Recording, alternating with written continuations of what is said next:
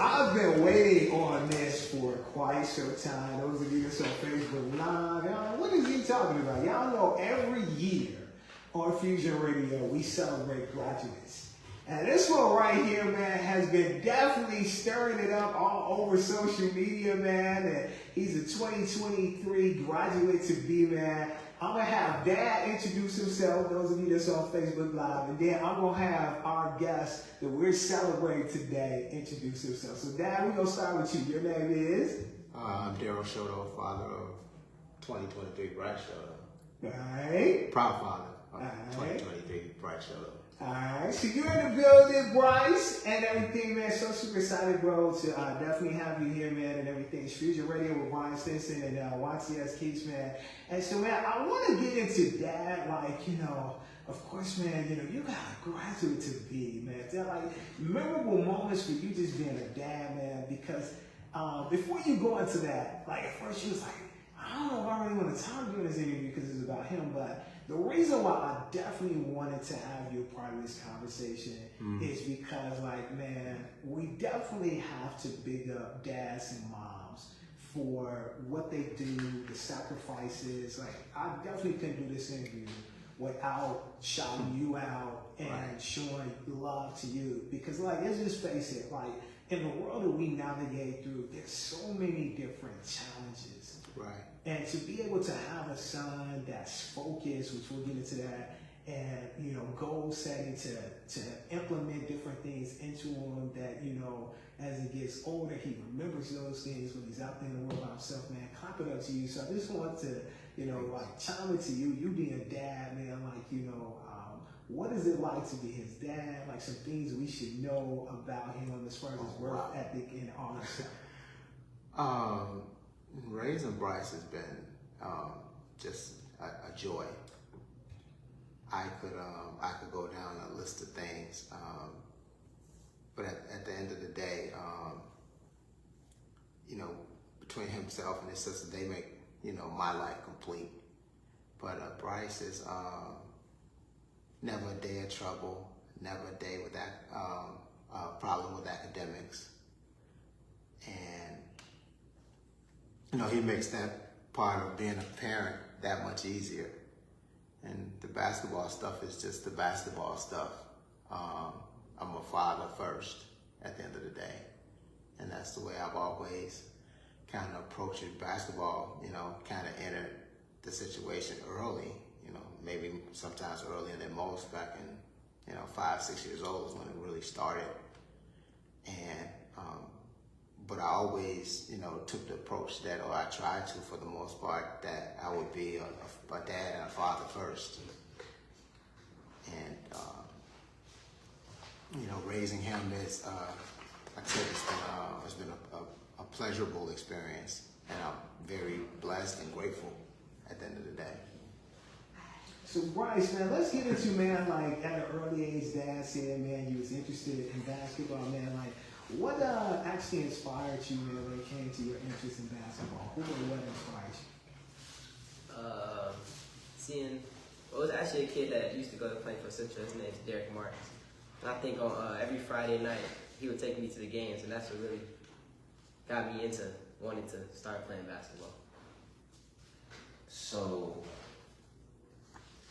one thing, like, before we really get in depth with your basketball career, one thing I do want to say to you is, like, this is a prime example of what me and Ms. Mason was talking about, like, the difference in, like, having a father there and, like, how good it is to actually be there.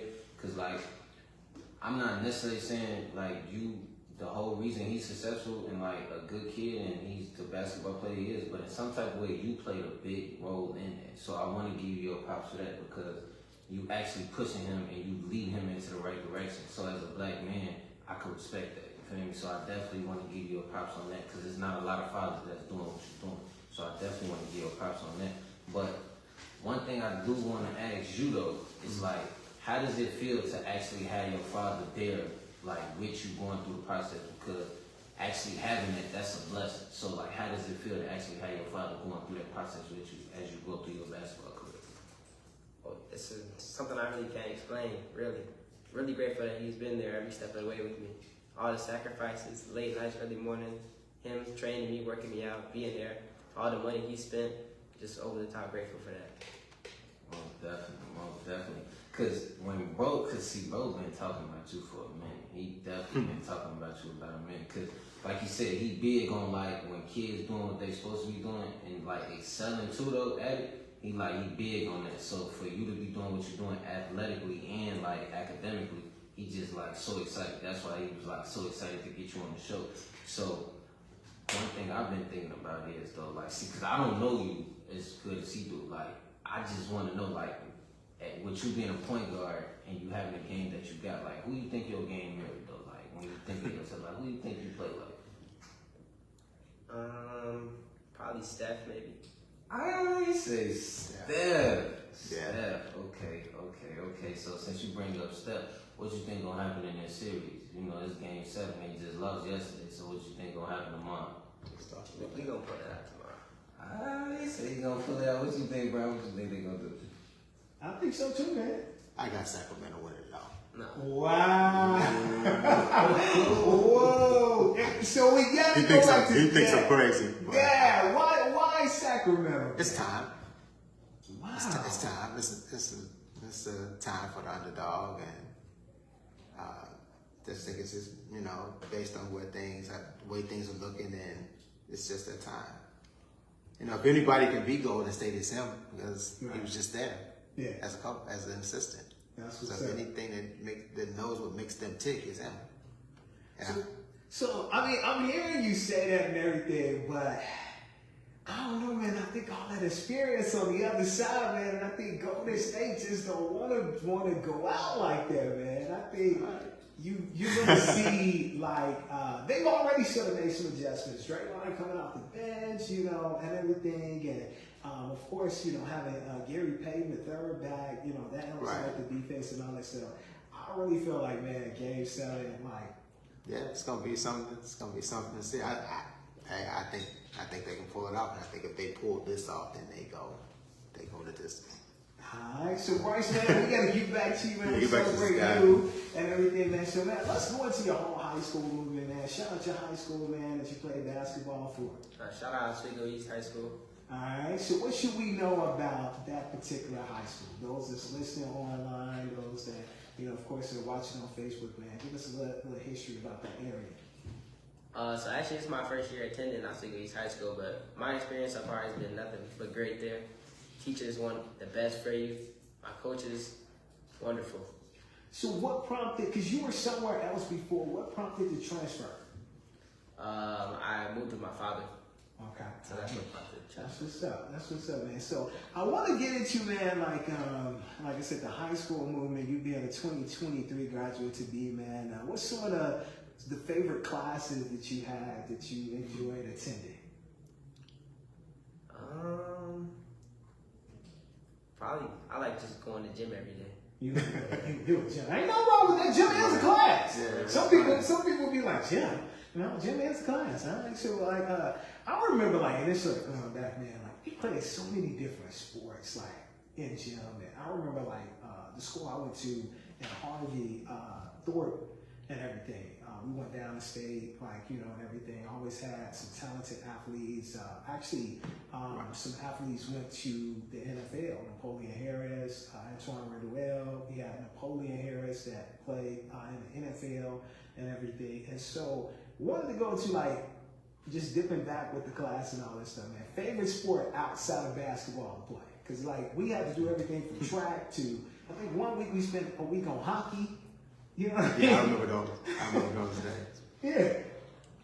Football, definitely. Football. So what position in football would you be? Probably slide, maybe.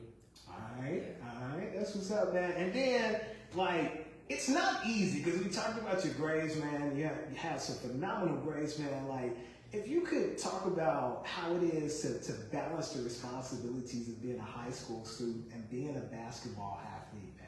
Take us into that, man. I would say for me it comes pretty easy. Like I rarely study. I like obtain information well. I remember things pretty well, so I don't really study. So for basketball, just focusing, locking in, putting in the work, and I mean, you put in the work, the results are gonna show. I'll tell you, kind of academics has always been like a non-negotiable, you know, in the house. Like, I would take him off the court myself if he wasn't doing what he was supposed to do in the classroom. That's not a conversation. I'm not having a conversation about academics.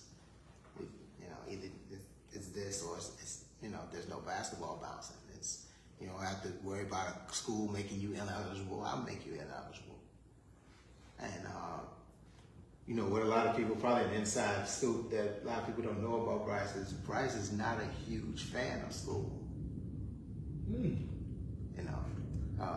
He's just not. He goes every day. He does what he's supposed to do. But if you told him, he could go and hoop or go do something else, he would, probably choose that. But he knows the love that he has for basketball. School kind of academics for us trumps that. So he knows to do that. He has to perform at what I consider, how they say an elite level for basketball. Well, he knows I expect an elite level in the classroom. So. Most definitely. So, with you graduating this year, it comes on to the next level, you feel me? The college level, the collegiate level. So, we see that you committed. And so, what I want you to do is I want you to explain to the people what school you committed to and why did you commit to that specific school? I am committed to Cameron University. It's in Lawton, Oklahoma, a small town. The reason I chose there is because Coach O'Connor really just believed in me as a person and a basketball player. And just the location, like, it's very small. I'm not really a party dude, big town dude, so just go there and do what I gotta do, hoop and go do my work in the classroom. Most definitely. So, with you committing to Cameron University, were there any other schools that were really pushing for you and really looking for you to come to their school? I was talking to just schools all over, from D3 to D2 to D1, and a couple of JUCOs as well. And they all were on me pretty heavily, so it's just finding the right fit for me was a big part. So I want you to go into that a little bit and explain that, because on this show, what we try to do is we try to drop gems and try to give people information. So with you being an athlete and so more being a basketball player, could you explain what a D1, D2, D3 is? Because a lot of people might not understand what that is, but we understand. But for the people that's listening that don't understand what that is, just go into a little depth and explain to them what's the difference in all those situations. Well, D1 is obviously the highest you could go, and then D2 is the level below that, and D3 is the level below D2, and then there's junior college and NAIA. But I feel like at all those levels, there's some hoopers there. Just because you play D3 or JUCO, you still tough. You're playing college basketball, so I feel no matter, regardless what level you play at, you can hoop. See, I like that he got that mindset, because a lot of people, I feel like a lot of people underestimate you because you playing at a certain level. That don't mean nothing. I had to tell somebody the other day, the last person on the bench in the NBA will give you 40. If you really underestimate them. They're in the league. Exactly, because you don't just make it to the NBA just to make it to the NBA. Yeah, they're in the league at the end of the day. When you start talking about NBA players that don't play and so on and so forth, and there's no different really at the college level. Guys at the NAIA and JUCO level, those guys can hoop. Maybe they're a victim of whatever circumstance, lack of exposure, academics. Could be a variety of reasons why they're at the level that they're at. But there's some guys, don't get it twisted. They can, they'll run up on a D1 guy and give him that.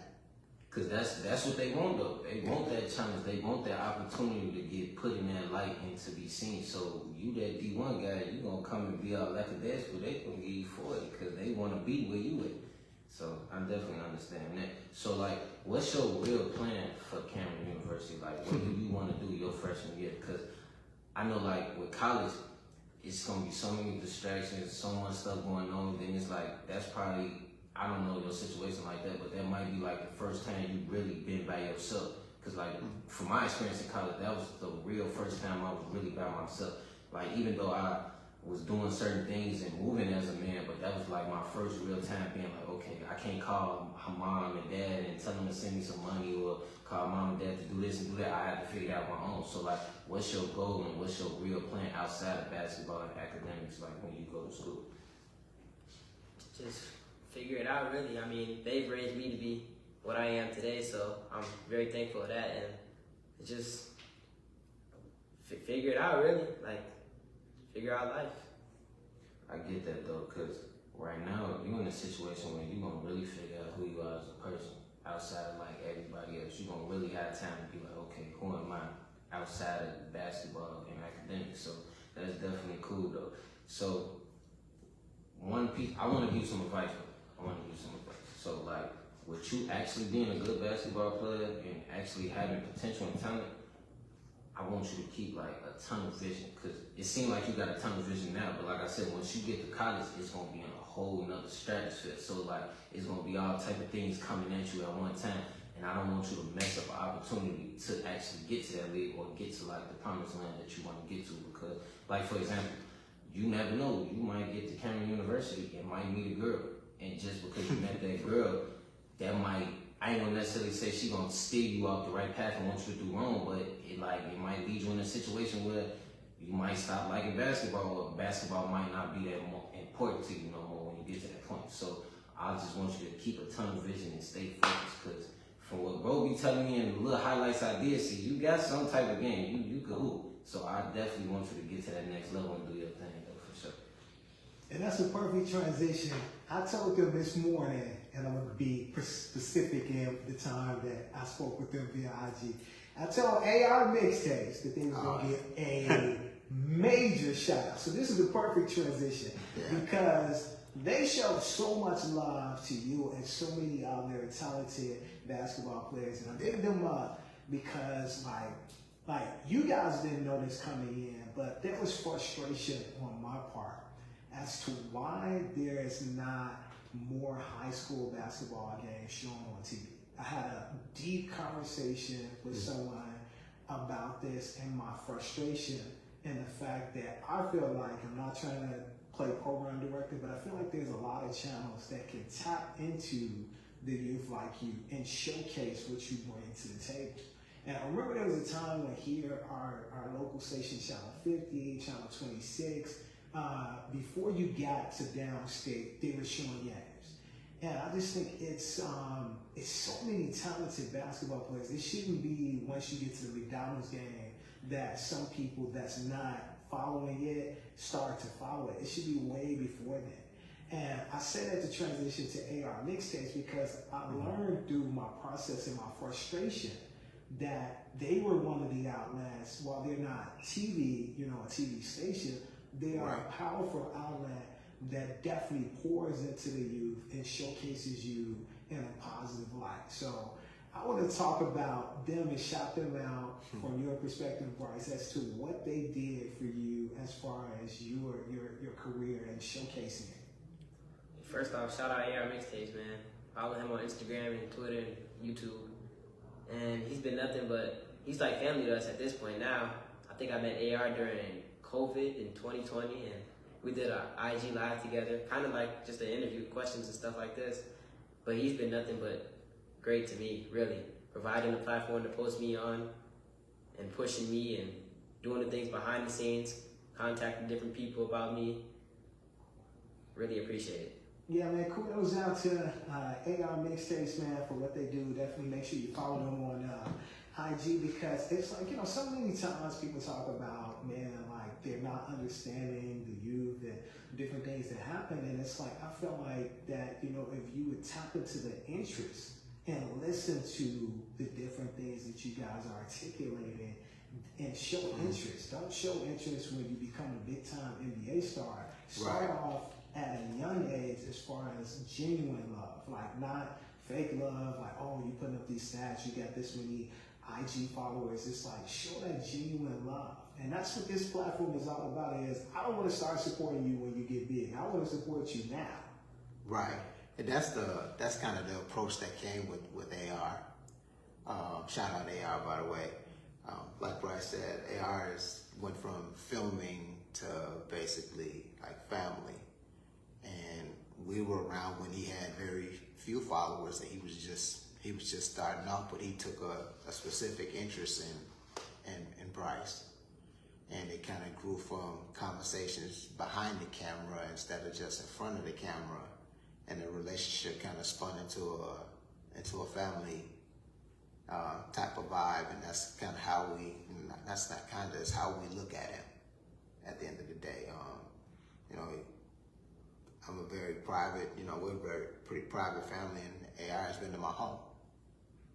So when you start approaching and encroaching that space, that's when it's real, for me, anyways.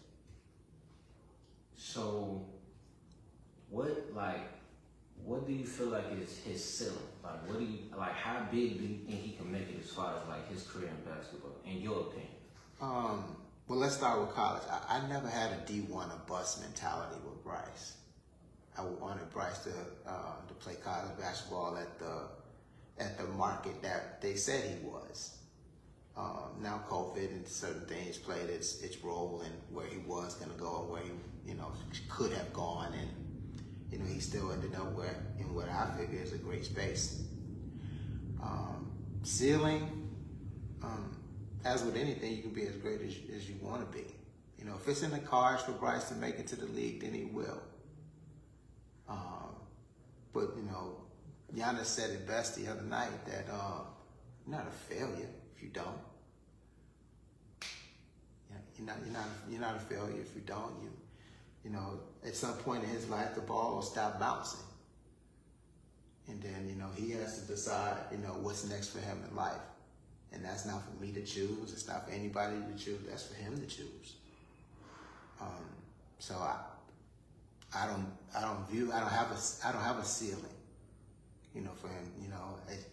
When he committed, I said, the sky is pretty much the starting spot.